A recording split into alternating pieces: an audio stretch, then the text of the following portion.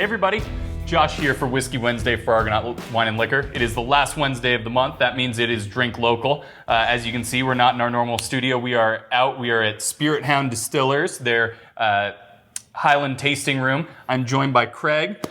Craig, tell us a little bit about what we got going on here today. All right, Josh. Well, first, thanks for inviting me. Spirit Hound Distillers is 12 years old now. We were kind of started as a whiskey company. I wanted to make whiskey. I used to make beer. I was the original brewer for Oscar Blues, a little bit quick background. And I started our distillery in Lyons, making a malt whiskey for 12 years now. We've added a gazillion products since then. If you see us on the shelf, you'll see quite a few different things. I want to kind of do a quick diversion here. When we first started our business, Lyons had a catastrophic flood in 2013. And we auctioned off a bunch of bottles of rum to support our local fire protection district because they were instrumental in saving people's lives during that flood. And Argonaut put up our rum on their website and sold a bottle on that auction for roughly $1,500. And that money went to support our people in the fire protection district. I bring that up because today there's a big fire up in Lyons, and my wife and I were actually evacuated last night. And it's a scary thing. The distillery, especially, the fire was pointed directly at the distillery. So I didn't want to lose either one of those things. But again, just want to bring that up. We love our fire protection district, and if you know a firefighter, give them a hug, man. Absolutely. Anyway, products today. We're going to be tasting our bourbon, our honey whiskey, and a strawberry basil version of our gin, which is fantastically delicious. Mm-hmm. Yeah, and you mentioned all the products you guys make. Over here on this side of the table, we have everything that we carry at Argonaut. Also you guys, your single malt that you were talking about, won Whiskey of the Year. Yes. Which competition? So in the London Spirits Competition in 2022, we won Whiskey of the Year. I got a Best in Show for the U.S. We beat every spirit from the U.S. in that competition. This year, we got American Single Malt Whiskey of the Year in the London Spirits Competition for our honey whiskey, and another Best in Show. So we again beat every spirit out of the U.S., 2 out of 3 last year. So it's insane to me, but I think it verifies that we make pretty good stuff. Absolutely. Well, speaking of good stuff, let's jump in. So first, on our little tasting order here, we've got your bourbon. Tell us a little bit about this one. Okay. This is a sourced bourbon. I'd like to be very upfront about that. Our malt whiskey, we produce everything. Our system doesn't make bourbon very easily. Our yield is bad, the cost is too much, but our customers ask us all the time for bourbon. So we went out and, Josh, it was hard. First of all, I'm extremely picky. Can't talk very well either. And I needed to find a bourbon that I felt was quality enough to match the Spirit Hound brand.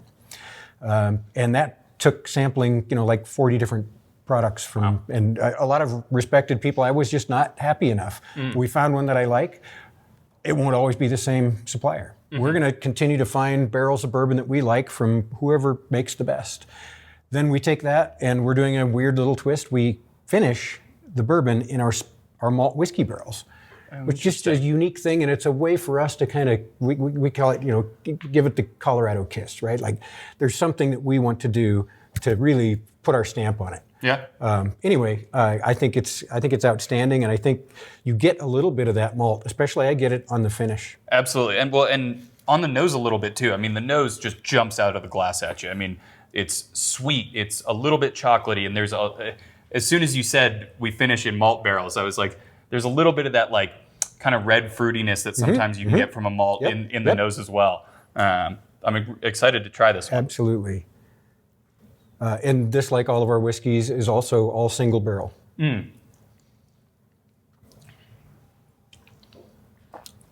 Wow. Yeah, I mean, the palate just really follows the nose pretty closely. Yes, it does. Big sweet flavor up front, a little bit of that chocolatiness and a little bit of red fruit, I think, from those malt barrels kind of right on the tail end. Yeah, definitely get the red fruit. It's this is a super fun project for me. Nice work on that one. And I believe 86 proof on this guy, but I mean, drinks heavier than that. You know, doesn't drink like like an 80 proof type of whiskey. And then what's kind of the age on it? This is about 4.5, 4 3/4 years old or so. That's great. Right? And the proof was chosen, we don't just throw a number out there. My crew, we sat down and we tasted it, 80 proof, 85 proof, 90 proof, 95 proof, 100 proof. What's the favorite one? 85 proof was our favorite. We liked the number 86, so we jumped it up one notch, Right. It's like it goes to 11, right? That's great. Yeah, no, we, there are some people in the whiskey world who are like, oh, I don't drink anything under 100 proof, or I don't drink anything under 90. And it totally depends on what the whiskey is, exactly. Right? Absolutely. Something like this, has way more flavor, way more punch to it than, certainly several bottle and bonds or those types of whiskeys that I've drank. So it all, proof isn't necessarily an indicator of flavor at Absolutely. all. Right? And age is also not necessarily an indicator of flavor. It's crazy. Correct. It's crazy. Yep. Yeah, no, it has a ton to do with the barrel, where it is, there's 1,000 different variables. We've talked about this a lot on Whiskey Wednesday before, and I'm sure you and I could go back and forth for a while on that one. But tiny little differences, make a better whiskey. But let's jump into what we got next, the honey whiskey. All right. So our honey whiskey is a super fun project. We do a collaboration with an apiary, a beekeeper up in Berthoud called B Squared. We take a malt whiskey barrel that we've emptied to bottle, and we give them the empty barrel, and they put 300 pounds of honey into that barrel, rotate it for 3 months. They're making whiskey barrel aged honey. They give us the barrel back. We take the barrel and we throw another malt whiskey barrel in it that normally would be available to bottle, right? So we're finishing our malt whiskey in a used honey barrel. You know how the honey jar is, right? The honey doesn't all come out. Right. So there's a layer of gluey honey inside this barrel. It's not like we're pumping, gobs of honey. This is not a liqueur. This is 90 proof. It's whiskey first, honey second. Our malt whiskey typically has kind of a honey character anyway, and so the honey complements that very nicely. This is, again, what won Whiskey of the Year this year in London, and it is, I think this is an outstanding project. It's so fun, and I just love it so much. Yeah, and honey barrels have been all the rage around the industry. I mean, there have been a lot of guys locally as well as nationally that have done them, and for whatever reason, honey with bourbon or single malt just go really, really well together. Yep. And oh man, the nose is just that's like a strawberry honey, like just a blend of the two. And again, big nose just really jumps out at you right out of the Glen. Right up your nose. It's awesome.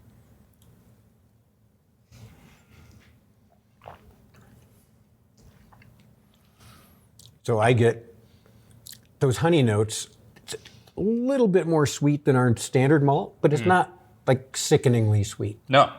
And the other thing that I always find with this whiskey, we have a little bit of peated malt in our malt whiskey, and it's barely discernible most of the time. It's very light. Sometimes when you add a little bit of sugar to a recipe, you pop all the other flavors a little bit. Doesn't necessarily make it sweeter, just a little bit of sugar, a little bit of salt does the same thing. I think that's what we're getting here, is that the honey is helping amplify all the other flavors in our malt and making it even better. So. Absolutely. And I like what you said, that it's whiskey first, honey second, right? Yep. There's a ton of the sweetness from the honey, but it really amplifies some of those red fruit notes from the malt barrels. I do, now that you say it, just get a tiny tinge of smoke on the back end. Just on the tail end. Yep. And that's a fantastic product. It's not, it's not like honey flavored whiskeys or honey liqueurs. They're very different things, right? Honey finished barrels are, like, I love the way you said it, whiskey first, honey second. Yep. Again, I love this product. Yeah, now I can smell the peat on it too. Yeah. Awesome. And then changing gears, but something you guys do really unique. We thought this was super cool when you guys brought it in, so we had to try it on the shelves. Strawberry basil gin. Yep. This is an infusion that we've done in our tasting room exclusively for years, and customers have been, "Can I buy a bottle of that?" Well, no, you can't, because we don't bottle it. And so we thought, let's, I'm a big believer in give the people what they want. So if they're asking for it, let's do it. And this is very literally Our standard gin, our classic gin, with strawberries and fresh basil, mixed together in a big old tote. Sits for about a week. We strain the chunks out, and this is what we get. It tastes like strawberries and basil, and the gin characters go with it so well. Yeah, it's cool you guys do it that way. I mean, there's so many bars out there that'll just have like, whatever it is. You see it in taco joints a lot of the time, like tequila with pineapple and jalapeno sitting in there and just infusing it themselves. That's literally what you've just done and put it in a bottle and are selling it. I mean, that's... Absolutely. It doesn't have to be any harder than that, right? Absolutely. And the beauty of this stuff, it makes an outstanding cocktail that we have sitting in front of us. We call it the jam jar here, but this is, for our on-premise partners, this is perfect because lemonade, strawberry basil gin, over ice, here you go. 2-part cocktail, outstanding, so tasty. I call it a porch pounder. Yep, we use that terminology a lot here on Whiskey Wednesday. Anyway. Yeah, but absolutely a porch pounder. And for bars, 2-touch cocktails are a big deal because, cocktails these days are getting so complex and straining egg whites and shaking and da-da-da. And if you can have something that tastes great, 2 ingredients, just boom, boom, that is huge. So if you're making cocktails at home, you want to batch cocktails, this would be an awesome one to make, especially in the heat of summer right now. Absolutely. Fantastic. Oh, so good on a hot day. This is perfect. Yeah, absolutely. Well, and then also, guys, it is the end of the month. As you guys know, we are doing our Willet single barrel drawing. Today is your last day to get in entries. We'll be pulling the box first thing in the morning, tomorrow morning, and calls will start going out hopefully by tomorrow afternoon. So keep your phones on for those. We'll be drawing about 100 names. Craig, thank you so much for having us. You're making awesome products. Thank you so much for supporting us. Absolutely. And as always, drink local. Cheers. Yeah.